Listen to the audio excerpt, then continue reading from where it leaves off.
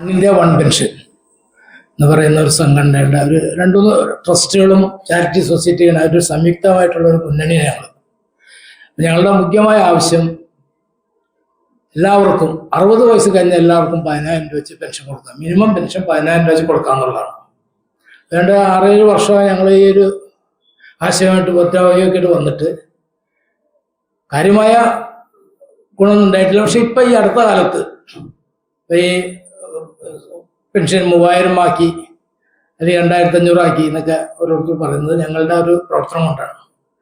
അപ്പോൾ ഞങ്ങൾ ഈ തവണ LDF അതുപോലെ NDA UDF 3 മുന്നണികളായിട്ട് സംസാരിച്ചു. പക്ഷെ അതിൽ LDF നമ്മളുടെ കാര്യം അംഗീകരിച്ചില്ല. തന്നെ കഴിഞ്ഞ തെരഞ്ഞെടുപ്പിൽ അവർ 2500 തരാമെന്ന് പറഞ്ഞ അധികാരത്തിൽ വന്നിട്ട് ഒരു പൈസ വരെ അവർ കൂടി തന്നില്ല 5 വർഷമായിട്ട്. ഇപ്പൊ ലാസ്റ്റ് ഈ ഭരണം കാലാവധി കഴിയുന്ന സമയത്ത് 2000 രൂപയായിട്ട് ഒരു 400 രൂപ കൂട്ടി 2000 രൂപയായിട്ട് പ്രഖ്യാപിച്ചിട്ടുണ്ട്. അതിനു വേണ്ടിയിട്ട് ഡീസൽ പെട്രോളിൽ നിന്ന് 2 രൂപ വെച്ച് സെസ് വാങ്ങിച്ചു സാമൂഹ്യ പെൻഷൻ കൂട്ടാൻ വേണ്ടിയിട്ട്. അതുപോലെ KSRTC ബസ് ടിക്കറ്റിൽ അഡീഷണൽ സെസ് വാങ്ങിച്ച് ഏതാണ്ട് 10,000 കോടി രൂപ ഇതിനു വേണ്ടി കളക്ട് ചെയ്തെങ്കിലും ഒരു പൈസ പോലും അതിൽ നിന്നെടുത്ത് പാവപ്പെട്ട 60 വയസ്സ് ജനങ്ങൾക്ക് കൊടുത്തിട്ടില്ല. പിന്നെ ഞങ്ങൾ NDA ആയിട്ട് ബന്ധപ്പെട്ടപ്പോഴും പ്രധാനമന്ത്രിക്ക് നിവേദനം കൊടുത്തിട്ടും യാതൊരു പരിഗണനയും കിട്ടിയില്ല.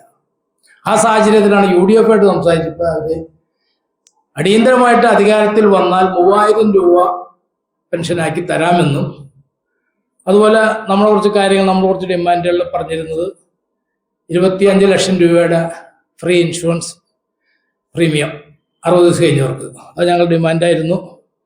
പിന്നെ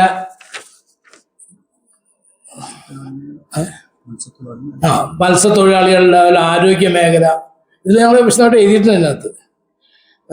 പിന്നെ KSRTC യാത്ര അങ്ങനെ ഓരോ ആനുകൂല്യങ്ങൾ വേണം എന്ന് ഞങ്ങൾ നിർദ്ദേശം വച്ചിരുന്നു.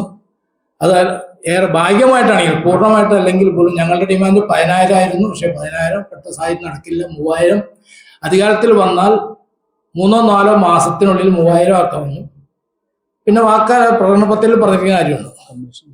പിന്നെ ഒരു വയോജനങ്ങൾക്ക് വേണ്ടി ഒരു വകുപ്പ്, ഒരു മന്ത്രിയുടെ കീഴിലൊരു വകുപ്പ് ഉണ്ടാക്കാമെന്നും പിന്നെ പെൻഷൻ പരിഷ്കരണ കമ്മീഷനെ വെച്ചിട്ട് മൊത്തത്തിൽ പെൻഷൻ എന്ത് ചെയ്യാൻ പറ്റും, ഏകീകരിക്കാൻ പറ്റുമോ, അല്ലെങ്കിൽ സാർവത്രിക പെൻഷനാക്കാൻ പറ്റുമോ എന്നുള്ളതിനെ പറ്റി പഠിക്കാൻ വേണ്ടിയിട്ട് ഒരു പെൻഷൻ പരിഷ്കരണ കമ്മീഷനെ നിയമിക്കാമെന്നും ഏറ്റിട്ടുണ്ട്.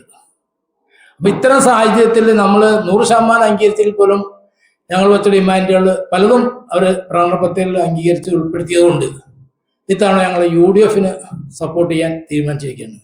ആ വിവരം നിങ്ങളെ അറിയിക്കുക എന്നുള്ളതാണ് ഞങ്ങളുടെ ദൗത്യം.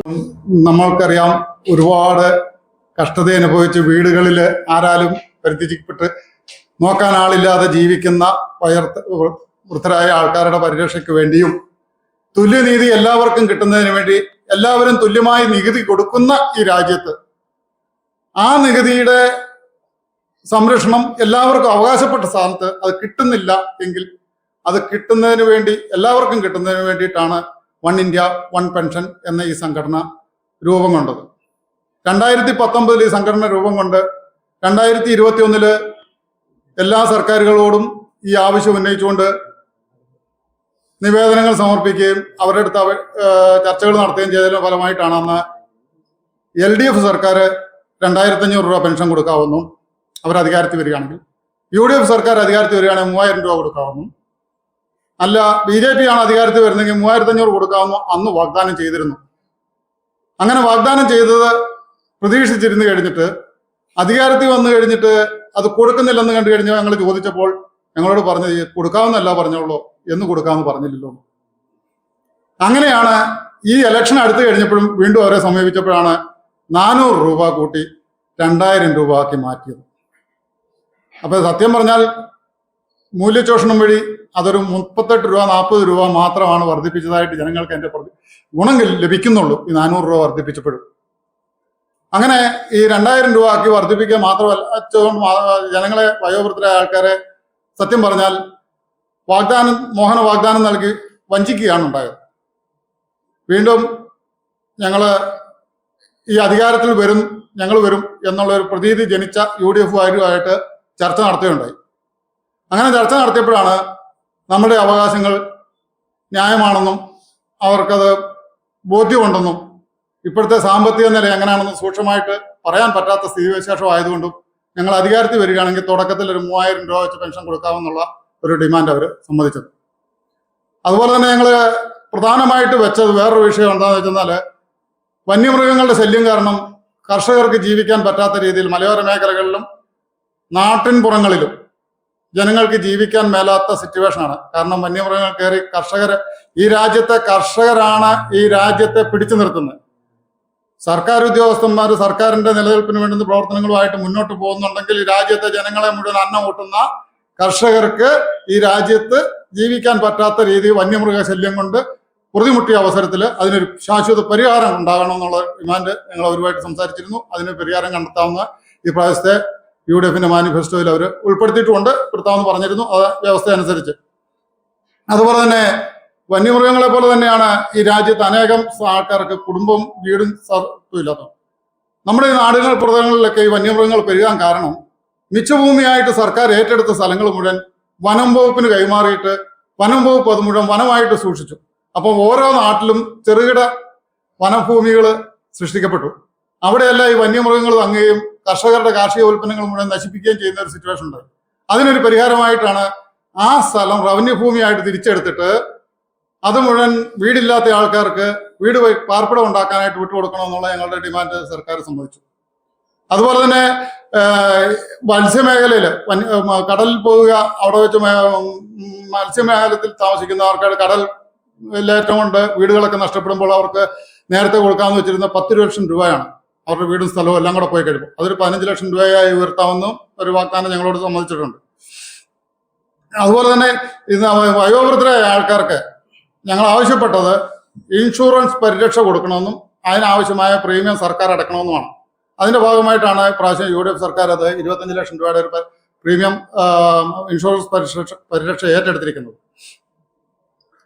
അതുപോലെ തന്നെ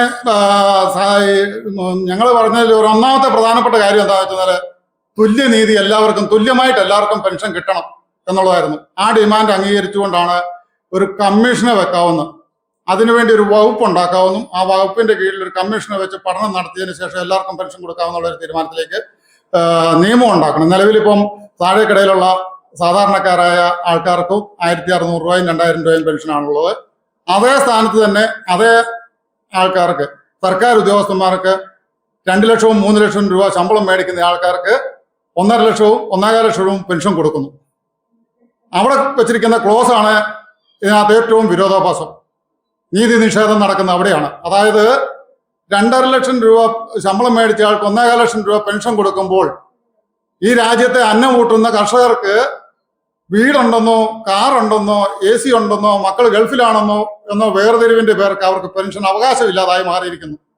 അത് ഈ തുല്യനീതിയും തുല്യാവകാശം നിൽക്കുന്ന ഈ രാജ്യത്തുനിന്ന് ഈ വേർതിരിവിനെതിരെയാണ് ഞങ്ങൾ ചോദ്യം ചെയ്തതിന്റെ ഭാഗമായിട്ടാണ് ഇപ്പോൾ എല്ലാവർക്കും പെൻഷൻ കിട്ടുന്നതിന് വേണ്ടി ഒരു വകുപ്പ് ഉണ്ടാക്കാവുന്ന, ആ വകുപ്പിന്റെ കീഴിൽ ഒരു കമ്മീഷനെ വെച്ച് പഠനം നടത്തി എല്ലാവർക്കും പെൻഷൻ തുല്യമായിട്ട് എത്തിക്കാന്നുള്ള ഒരു തീരുമാനത്തിലോട്ട് മാറിയിരിക്കുന്നതിന്റെ കാര്യം അതാണ്.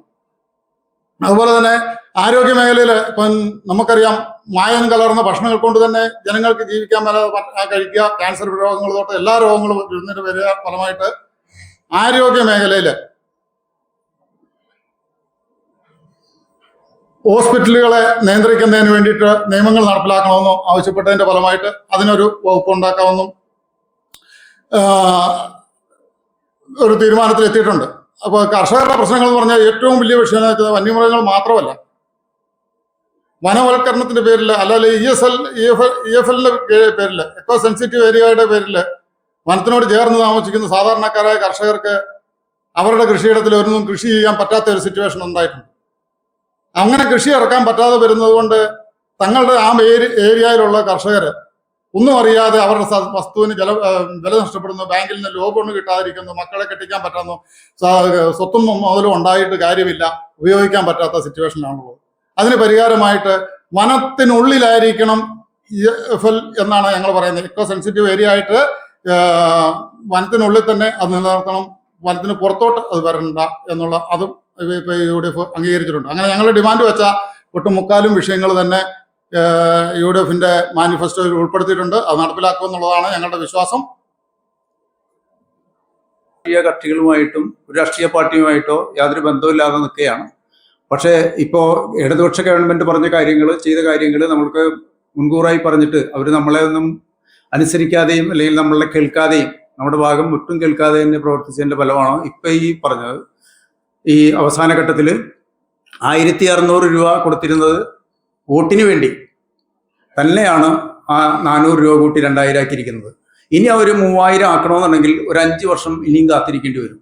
പക്ഷേ ഇവിടെ സെൻട്രൽ ഗവൺമെന്റ് UDFന്റെ പ്രകടന പത്രികയിൽ ഉള്ളതാണെങ്കിൽ പോലും അത് AICCയുടെ നിർദ്ദേശപ്രകാരം അവർ മറ്റ് സംസ്ഥാനങ്ങളിൽ എടുത്തിരിക്കുന്ന ആ രീതി കേരളത്തിലും പറഞ്ഞിരിക്കുകയാണ്. അതുപോലെ തന്നെയാണ് KSRTCയിൽ ഫ്രീ ആയിട്ട് വനിതകൾക്ക് ഫ്രീ എന്നുള്ളത് പറഞ്ഞിരിക്കുന്നത്. അപ്പൊ അത്തരം കാര്യങ്ങൾ എല്ലാം വെറും പറച്ചിലല്ല, എന്തെങ്കിലും കാര്യങ്ങളൊക്കെ നടക്കും എന്നുള്ളതിന്റെ പേരിൽ നമ്മൾ അവരോടൊപ്പം ചേരുകയാണ്.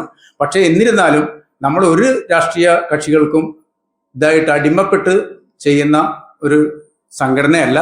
നമ്മൾക്ക് പറഞ്ഞ കാര്യങ്ങൾ നടക്കാതെ വരുമ്പോൾ അതിൽ നിന്ന് നമ്മൾ പിന്മാറി നമ്മുടേതായ സമരമുറകളിലൂടെ നമ്മൾ മുന്നോട്ട് പോകും എന്നാണ് പറയാനുള്ളത്. ബാക്കി കാര്യങ്ങളെല്ലാം തന്നെ ഇവിടെ പറഞ്ഞിട്ടുണ്ട്.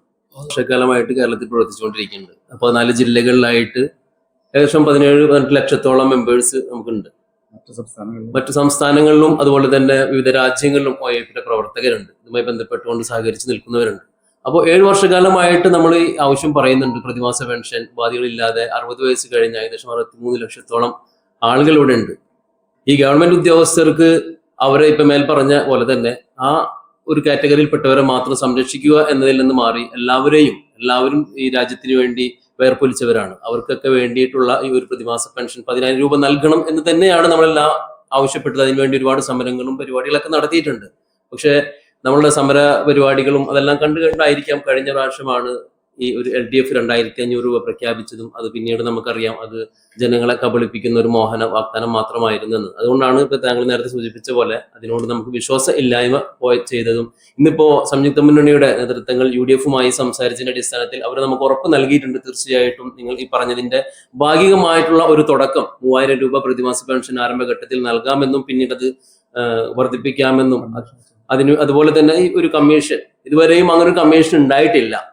കാരണം ഈ ഒരു പെൻഷൻ ആവശ്യമാണ് എന്ന് പറയുന്നുണ്ടെങ്കിലും LDF 2500 പ്രഖ്യാപിച്ചെങ്കിലും അതിനൊരു കമ്മീഷൻ വെച്ച് പഠിച്ച് റിപ്പോർട്ട് നൽകി കോടതി മുഖേന അത് കൃത്യമായ രീതിയിൽ അത് സുതാര്യതയോടെ അവതരിപ്പിക്കുക എന്നുള്ളതാണ് UDF നമുക്ക് നൽകിയിട്ടുള്ള ഒരു ഉറപ്പ്. അതിന്റെ അടിസ്ഥാനത്തിലാണ് ഇന്നിപ്പോ UDFന് പിന്തുണ പ്രഖ്യാപിച്ചുകൊണ്ട് OIF സംയുക്ത മുന്നണി മുന്നിട്ട് ഇറങ്ങിയിരിക്കുന്നത്.